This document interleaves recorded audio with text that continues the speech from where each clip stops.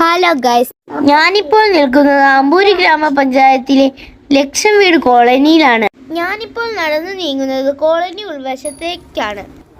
വളരെ പഴക്കമേറിയ ധാരാളം വീടുകൾ തലയുയർത്താതെ നിൽക്കുന്നത് കാണാം. 1977 അന്നത്തെ മന്ത്രിയായിരുന്ന MM ഗോവിന്ദൻ വീടില്ലാത്ത 14 ഓളം കുടുംബങ്ങൾക്ക് വീട് നൽകി.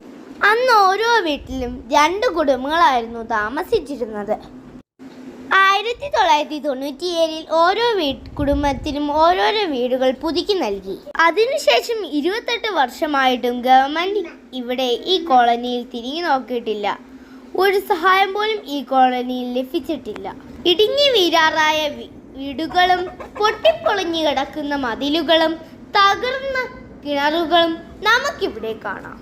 നാട്ടിലത്തെ വിലക്കയറ്റം അവരെ ബാധിച്ചില്ല എന്നാണ് അവരുടെ നിൽപ്പ് കണ്ടാൽ നമുക്ക് മനസ്സിലാകുന്നത്.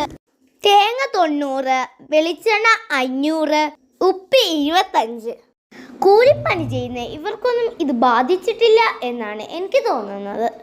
പിന്നെ ഞാൻ കണ്ട അത്ഭുതകരമായ കാഴ്ച, ഉയർന്ന പ്രദേശത്ത് വെള്ളം വറ്റിയ വലിയൊരു കിണർ. എന്തിനാണ് ഇത്രയും മുകളിൽ വലിയ കിണർ പണിത് വെച്ചിരിക്കുന്നത്? എനിക്ക് ഇത്രയും നാളായിട്ടും മനസ്സിലാവുന്നില്ല. വ്യത്യസ്തരായ ജാതി, മത, രാഷ്ട്രീയക്കാരെ നമുക്കിവിടെ കാണാം. പിന്നെ മെല്ലെ മെല്ലെ ഞാൻ കാഴ്ചകൾ കണ്ട് താഴോട്ടിറങ്ങി. അവിടെ മനോഹരമായ തോട് കണ്ടു. ഇവിടുത്തെ നാട്ടുകാർ ഇവിടെയാണ് കുളിക്കുന്നതും നനയ്ക്കുന്നതും. പിന്നെ ഞാൻ കണ്ട കാഴ്ച റോഡിൽ കെട്ടിക്കിടക്കുന്ന ചെളിയും വെള്ളവും. അവിടെ വല്ലാത്തൊരു നാറ്റം എനിക്ക് അനുഭവപ്പെട്ടു. അവിടെ പൊട്ടിപ്പൊറിഞ്ഞു കിടക്കുന്ന കുറേ കിണറുകൾ നമുക്കിവിടെ കാണാം. നഗരം വളർന്നിട്ടും പഴയ രീതിയിൽ നിർമ്മിച്ച ശൗചാലയങ്ങൾ കൗതുകമായി തോന്നി.